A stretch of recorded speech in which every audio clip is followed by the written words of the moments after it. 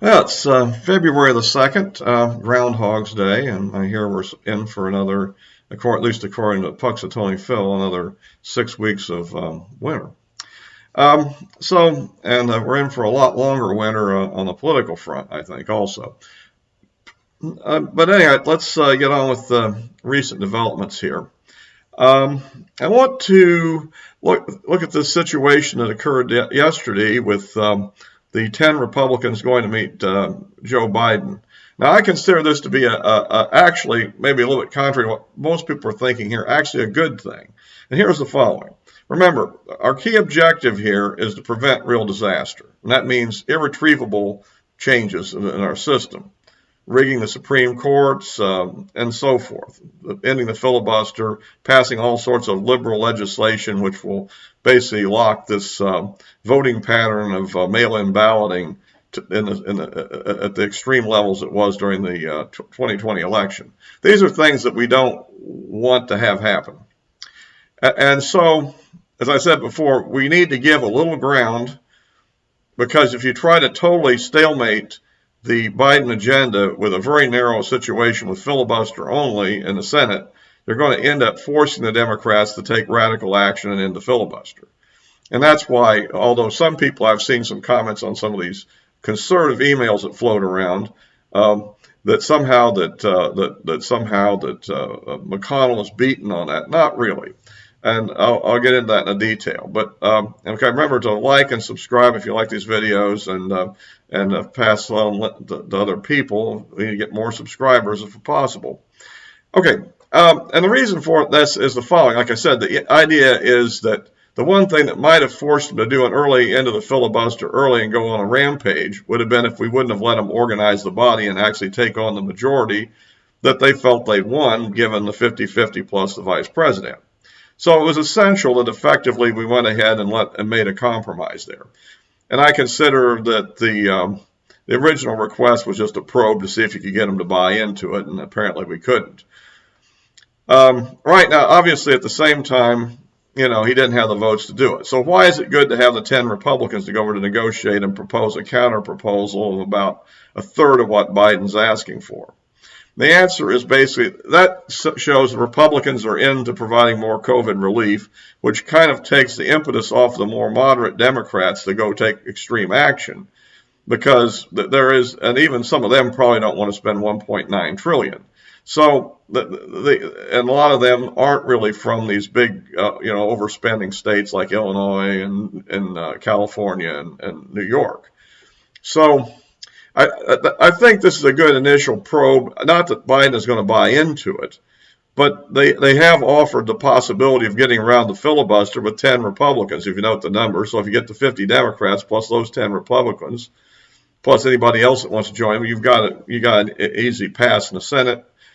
And so the question is, though, the thing here is strategically is to try to drive a wedge between the far left neo-Marxist Democrats like AOC and Bernie Sanders and those people on the one hand, and the more conservative or moderate, whatever you want to call them, Democrats. I mean, it's truly what we might call traditional liberals, I think would be a better word for it. But at any rate, if we can do that, then that kind of slows everything down, and maybe we can not spend as much money, after all, we've already spent $6 trillion on this thing. And most of this money is not going to the needy. It'd be a whole different issue if the money was carefully targeted, but far from targeted. It's more like just throwing it against the wall, basically, and then plus throwing a bunch of, Democrat want-to-haves in it. So this is the idea. The other thing is if we actually do force them to go for reconciliation, they've got to get all their people together or flip some Republicans over to vote their way. So that's another aspect of this situation.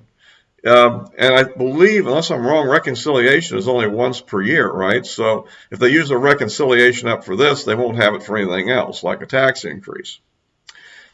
I believe that's true. Don't hold me to that. That's my recollection from the last time that the Republicans used reconciliation or tried to. But the one where McCain stabbed us in the back, if you recall that one. Yes. but we'll see how this all plays out. But I think it's a good move.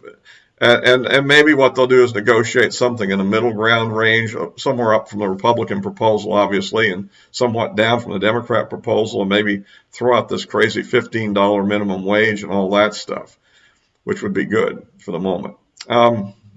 So that's kind of the way I see that developing, and we'll just have to follow what happens next. And like I said, for the moment, I think we're in a kind of a quasi-stable state, and we'll have to, go. There's going to be some bumps in the road here. The other issue is with the narrow majority the Democrats have in the House. The question there is, can they get all their extreme ideas through either?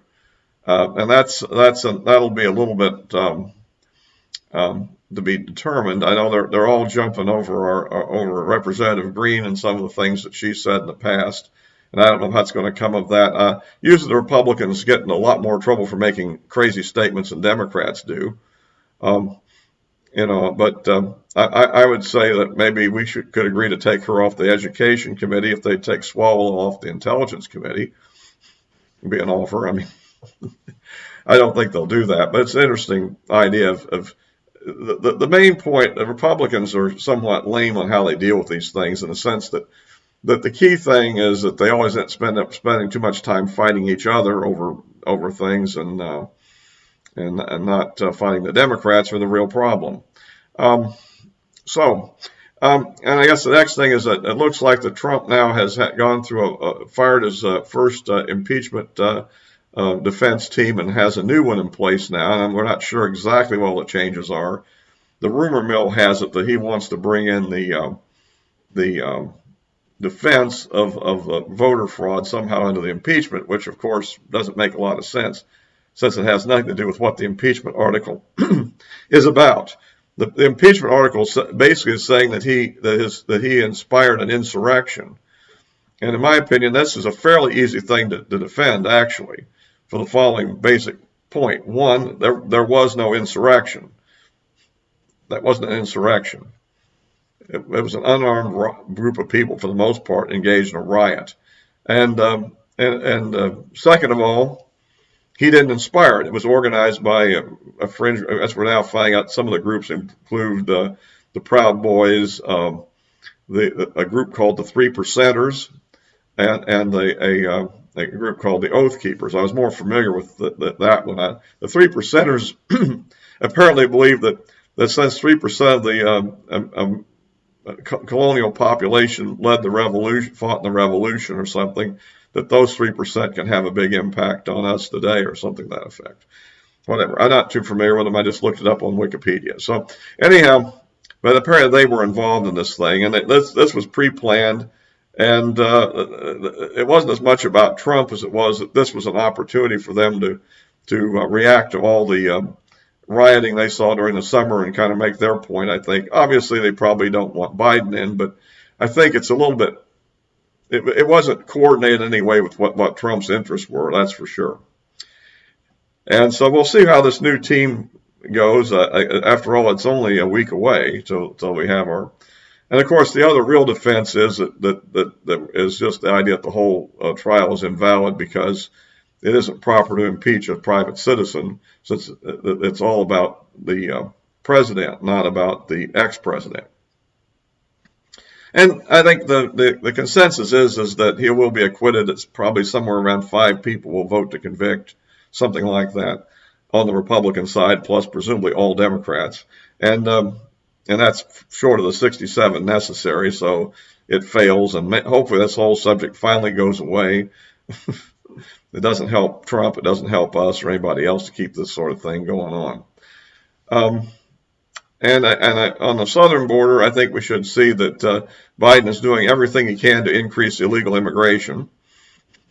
Although I hear one of his executive orders has to do to dealing with what the root cause of it. Well, Biden, just go look at yourself in the mirror and you can see the root cause of it in a lot of ways.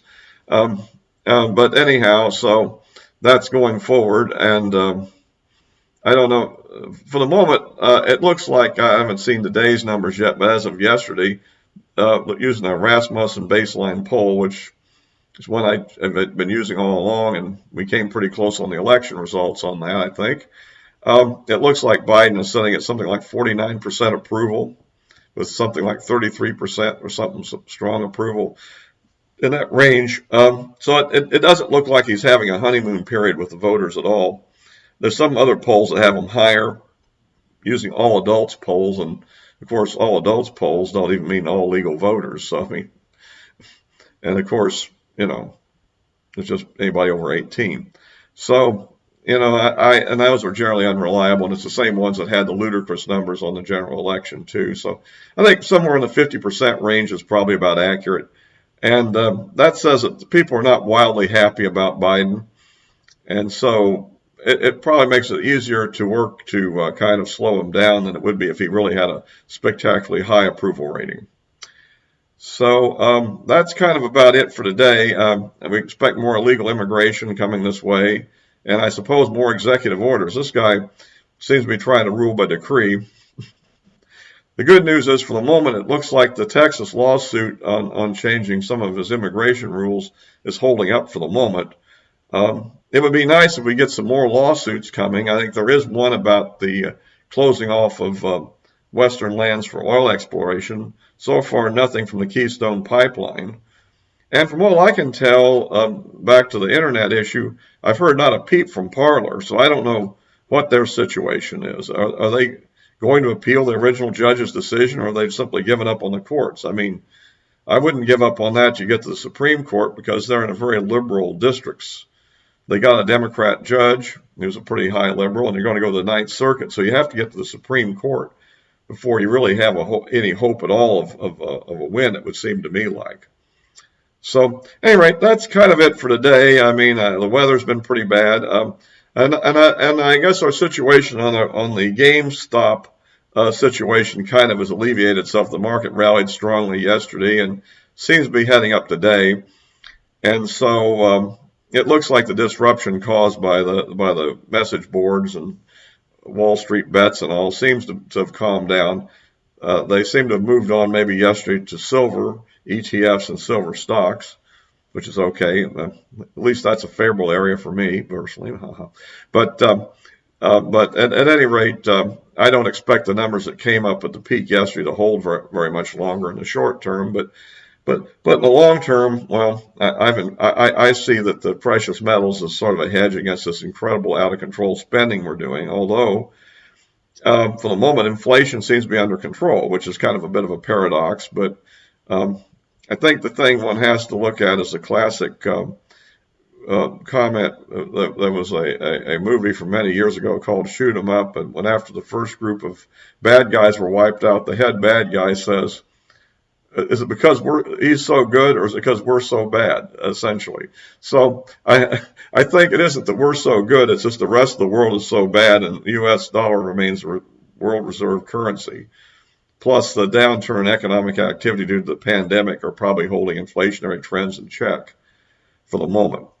But I don't think you can keep this up forever. So, but things can remain irrational longer than you can remain solvent, as the saying goes. So, well, I'll wrap this up for now and wish everybody a good Groundhog's Day and a nice, cool, I guess, the next 6 weeks if the groundhog knows what it's talking about.